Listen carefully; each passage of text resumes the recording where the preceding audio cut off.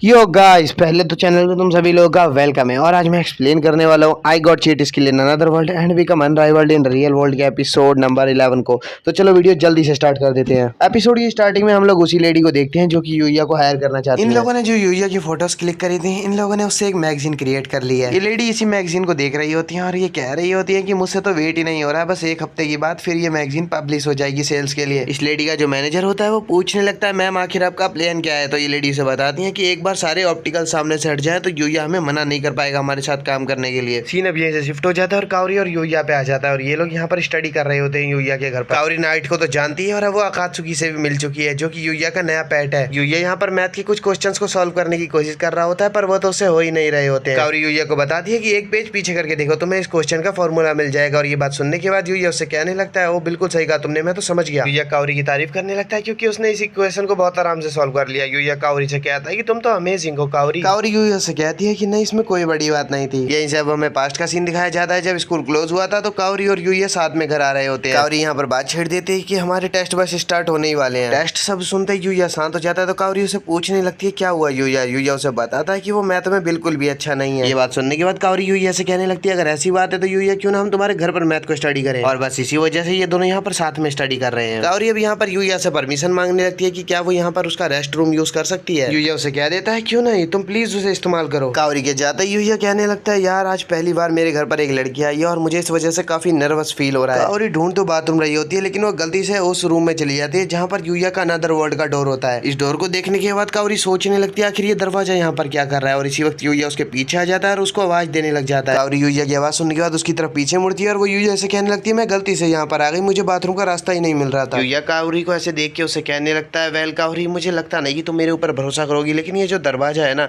ये दूसरे दुनिया से जुड़ा पड़ा है। यूया की ये बात सुनने के बाद कावरी पूछने लगती है, क्या कहा तुमने अभी अभी दूसरी दुनिया? यूया बताता है कि हाँ दूसरी दुनिया। कावरी पूछने लगती है क्या मतलब दूसरी दुनिया? यूया बताता है कि ऐसी दुनिया जो कि अर्थ नहीं है, ऐसी दुनिया जहाँ पर मैजिक एग्जिस्ट करता है और मुझे भी मैजिक यूज करना आता है। यूया कावरी को समझाने के लिए अपने हाथों में एक वाटर बॉल क्रिएट कर लेता है और कावरी उसे छू के देखने लगती है और पूछने लगती है क्या ये वाटर है? यूया कावरी को बताता है, मैंने यहाँ से मैजिक सीखा और यहाँ से मैंने बहुत सारी स्किल्स भी ली हैं। इन स्किल्स की वजह से मैंने तुम्हें उस दिन स्कूल में प्रोटेक्ट किया था और जब उस बिल्डिंग में आग लग गई थी तो भी मैंने तुम लोगों को बचाने के लिए इन स्किल्स का यूज किया था। कावरी यूया की बात को समझ जाती है और वो कहने लगती है, अच्छा तो ऐसी बात है। यूया उसे पूछने लगता है, कावरी क्या तुम मेरे साथ दूसरी दुनिया में चलना चाहोगी? कावरी यूया की बात को मान जाती है और वो दूसरी दुनिया में यूया के साथ आ जाती है। कावरी यहाँ दूसरी दुनिया में आने के बाद कहने लगती है, तो ये है दूसरी दुनिया, ये तो कमाल की है, ये सच में अर्थ से बिल्कुल अलग है। यूया कावरी को बताता है जो नाइट और अकात्सुकी है वो भी इसी दुनिया से बिलोंग करते हैं। यूया कावरी को और भी चीजें दिखाने के लिए अपना स्टेटस ऑन कर देता है और उसे देखने के बाद तो कावरी हैरान रह जाती है और वो पूछने लगती है आखिर ये क्या चीज है। यूया कावरी को बताता है इसे स्टेटस कहते हैं और अब वो कावरी का स्टेटस देखने लग जाता है और जब वो कावरी का स्टेटस देखता है तो वो हैरान रह जाता है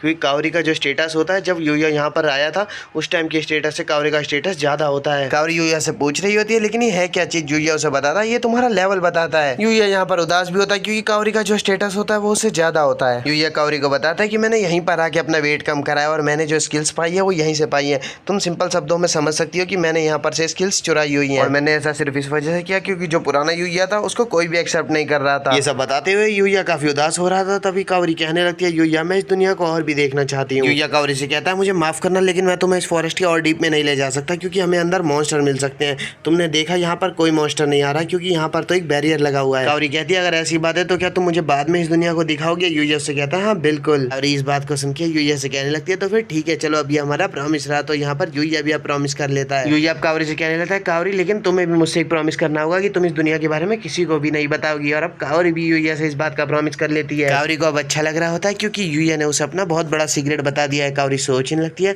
लगता है हम दोनों का रिश्ता थोड़ा क्लोज आ चुका है। यूया ने आखिरकार मुझे इतना बड़ा सीक्रेट जो बताया है अपने बारे में। यहीं से अब सीन शिफ्ट हो जाता है और लूना पे आ जाता है। लूना यहाँ पर अपने कैसल में आ चुकी होती है और जो किंग होते हैं वो कहने लगते हैं कि मेरी बेटी आखिर तुम वापिस आ चुकी हो, मैं बहुत खुश हूँ कि तुम बिल्कुल ठीक हो। किंग अपने नाइट से पूछने लगते हैं तो तुम्हारे संग वो लड़का नहीं आया? नाइट बताता है कि मुझे माफ कीजिएगा मास्टर, यूया को कुछ रीजंस की वजह से अपने प्लान्स चेंज करने पड़े। लूना किंग से कहती है कि मुझे माफ कीजिएगा, वो सिर्फ मेरी वजह से यहाँ पर नहीं आ पाया क्योंकि मैंने यहाँ पर लेक्सिया को मारने की कोशिश करी थी। लूना की ये बात सुनने के बाद उससे कहने लगते हैं, हो तो ऐसी बात है, इसका मतलब तुम एक फेल असासियन और तुम्हें पता ही होगा कोई असासन अगर फेल होता है तो उसकी उसे क्या कीमत चुकानी पड़ती है। मुझे तो ये समझ में नहीं आ रहा है कि तुम नाकामयाब होने के बाद भी अभी तक जिंदा कैसे हो। कोई बात नहीं, मैं तुम्हें अपने हाथों से ही मार देता हूँ। ऐसा कहने के बाद किंग तो अपनी तलवार निकालते हैं और डायरेक्ट ही लूना पे अटैक कर देते हैं। लेक्सिया उन्हें यहाँ पर रोकने की भी कोशिश कर रही होती है। इससे पहले कि लूना से उनकी तलवार टकराती लूना लूना अपने वायर्स को यूज करके किंग के हाथों को ही बांध देती है। किंग अब कुछ कर नहीं पा रहे होते हैं, तभी लेक्सिया उनके पास आती है और कहने लगती है आप आखिर मेरी लूना के संग ये क्या कर रहे हो। किंग तो अब लेक्सिया के मुंह से ये सुनने के बाद हैरान रह जाते हैं और पूछने लगते हैं क्या कहा तुमने अभी अभी, तुम्हारी लूना। लेक्सिया किंग को बता दिया कि वो सिर्फ मैं थी जिसकी वजह से लूना ने अपने आप को नहीं मारा, और क्या आपको सच में अभी भी मेरे फैसले से ऐतराज है। लेक्सिया के मुंह से ये सब सुनने के बाद तो अब किंग जैसे कि सदमे में चले जाते हैं, लेकिन किसी तरह वो होश में आ जाते हैं। होश में आते किंग लूना से कहने लगते हैं लूना मैं तुम्हें इसका गार्ड बना रहा हूँ और तुम्हें मेरी बेटी का आपसे ध्यान रखना है। लूना भी अब उनकी बात को मान जाती है। अब यहीं से हम थोड़ी देर बाद का सीन देखते हैं जहाँ पर किंग और नाइट आपस में बात कर रहे होते हैं। किंग नाइट से बोल रहे होते हैं ये जो लड़की लूना है इसके पास काफी अच्छी स्किल्स है। नाइट किंग से कहता है सर आपने बिल्कुल सही कहा, और उसके पास स्किल्स भला होंगी भी कैसे नहीं, वो आखिरकार डार्क गोल्ड की मेंबर जो थी उसे तो लोग हेड हंटर बुलाया करते थे। और ये बात सुनने के बाद तो किंग अब हैरान रह जाते हैं और बोलने लगते हैं तुमने मुझे इस बारे में तो बताया ही नहीं था। नाइट किंग से कहने लगता है सर आपको चिंता करने की कोई जरूरत नहीं है, इन लोगों ने वैसे भी यूजिया के घर पर समय बिता रखा है, इन लोगों ने यूजिया के घर पे समय बिताया। ये बात सुनने के बाद तो किंग को गुस्सा आने लग जाता है और तभी नाइट को भी रियलाइज हो जाता है कि उसने गलती से क्या बोल दिया है। किंग नाइट से पूछने लगते हैं क्या कहा था तुमने थोड़ी देर पहले मेरी बेटी उस यूजिया के घर पे गई थी। नाइट अब किंग की बात को इग्नोर मारने लगता है और वो कहता है सर मैंने ऐसा कुछ भी नहीं कहा था, लेकिन किंग ने तो ये बात सुन ही ली है और अब वो यहाँ पर तोड़ा फाड़ी चालू कर देते हैं हर बार की तरह। यहीं सब सीन शिफ्ट हो जाता है और उस बंदे पे आ जाता है जो कि लेक्सिया को किल करना चाहता है। उस बंदे के पास अब एक और बंदा आता है और वह बोलने लगता है कि सर लूना फेल हो चुकी है अपने मिशन में और उसने तो लेक्सिया को ज्वाइन कर लिया है। ये बंदा पूछने लगता है क्या तुमने अभी अभी जो भी कहा ये बातें सच है। तो फिर ये बंदा बोलता है हाँ सर बिल्कुल। ये बंदा जिसने मास्क लगा रखा होता है ये कहने लगता है चलो फिर भी कोई बात नहीं, अब वक्त है मेरे सीक्रेट वेपन को यूज करने का। जो बंदा इसके लिए काम कर रहा होता है वो पूछने लगता है सर आप किस सीक्रेट वेपन की बात कर रहे हैं। मास्क वाला बंदा अब इसको एक क्रिस्टल बॉल देता है और कहने लगता है ये लो तुम इसको इस्तेमाल करो, ये एक मैजिक बैरियर है। इस मैजिक बैरियर को जैसे ही तुम इस्तेमाल करोगे आसपास जितने भी लोग हैं उन सबका मैजिक सील हो जाएगा और कोई मैजिक को यूज नहीं कर पाएगा। और इसी बात का फायदा उठाते हुए तुम उन लोगों के पास जाके किंग और किंग की बेटी को दोनों को ही खत्म कर देना। अब यहीं से सीन शिफ्ट हो जाता है और यूया पे आ जाता है और यहाँ पे हमें पता चलता है कि जो ओशिया अकेडमी में फिलहाल कुछ टाइम पहले टूर्नामेंट हुआ था इसकी वजह से अब वहाँ पर हॉलीडे स्टार्ट हो चुकी है और यूया को कुछ दिन की छुट्टियां मिल चुकी हैं। और अब यूया वापिस इस अनदर वर्ल्ड में आ जाता है और यहाँ पर आता है यूया को एक सीप मॉन्स्टर मिल जाता है और यूया उसे मार भी देता है। उसको मारते ही यूया को यहाँ पर उसके भेड़ के बाल मिल जाते हैं और यूया को उसका मीट भी मिल जाता है।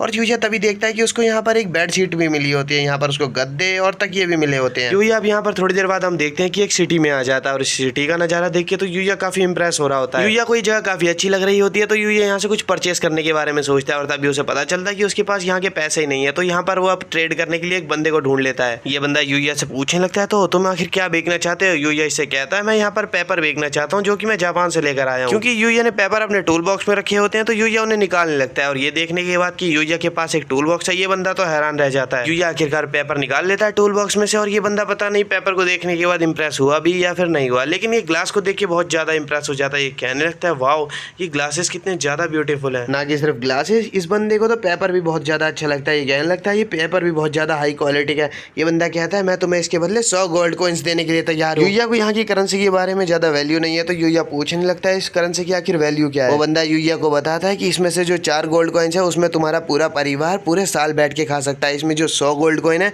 उसमें तो तुम्हारा पूरा परिवार 20 साल बैठ के खा सकता है। यूया भी इस बंदे के साथ ट्रेड कर लेता है और यूया भी इससे पूछने लगता है तो क्या आप मेरे साथ अगली बार भी ट्रेड करना चाहोगे।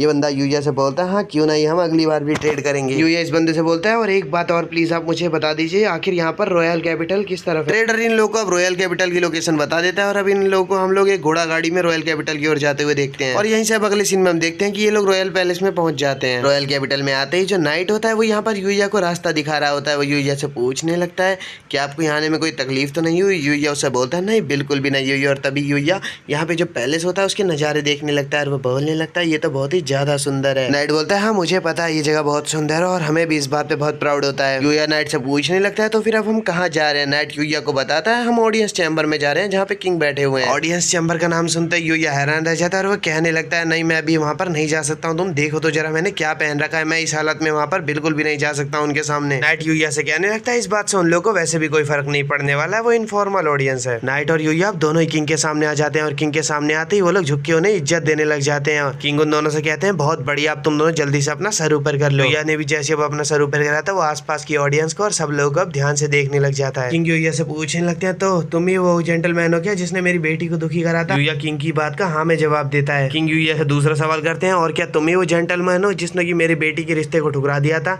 यूया इसमें भी हाँ में जवाब देता है। किंग को अब गुस्सा आने लग जाता है और वो कहने लगते हैं तुम्हारी वजह से मेरी बेटी इतनी परेशान है, मैं तुमको छोड़ने नहीं वाला हूँ। और ये सब देखने के बाद तो यूया हैरान रह जाता है। नाइट कैप्टन होता है वो किंग से कहने लगता है सर अपने आप को कंट्रोल कीजिए आप ऑडियंस के बीच में। और ये सुनने के बाद अब किंग किंग भी चुप हो जाते हैं। किंग शांत होकर यूया से पूछने लगते हैं तो तुम्हारा नाम क्या है। यूया उन्हें बताता है कि मेरा नाम यूया है और इसका नाम नाइट है और इसका नाम आकात्सुकी है। किंग यूया से कहने लगते हैं तुम आखिर किस तरह के हो, तुम तो मेरी बेटी के लिए कोई भी गिफ्ट नहीं लाए। यूया कहने लगता है मैं तो इस बारे में भूल ही गया था, लेकिन रुकिए जरा, मेरे पास कुछ तो है देने के लिए। यूया अब अपने टूल बॉक्स को यूज करता है और उसमें से गद्दे और तकिए को निकाल लेता है जो उसे पिछले मॉन्स्टर को मारने के बाद मिले थे। यूया के इस गिफ्ट को देखने के बाद तो आसपास जितने भी लोग थे वो सभी लोग हैरान हो रहे होते हैं और यहाँ लेक्सिया शर्माने लगती है और किंग जो होते हैं उन्हें बहुत गुस्सा आने लगता है। किंग जो होते हैं वो अपनी तलवार निकाल लेते हैं और यूया पे अटैक करने के लिए चले जाते हैं, लेकिन तभी नाइट कैप्टन बीच में आ जाता है और वो कहने लगता है माय लॉर्ड प्लीज मुझे माफ कर दीजिए, क्योंकि ये जो बंदा है आपके सामने ये यहाँ के बारे में कुछ भी नहीं जानता, क्योंकि ये यहाँ का है ही नहीं। कैप्टन यूया को समझाने लगता है यूया मेरी बात को ध्यान से सुनो, अगर तुम यहाँ पर किसी को भी बेड से रिलेटेड सामान यानी कि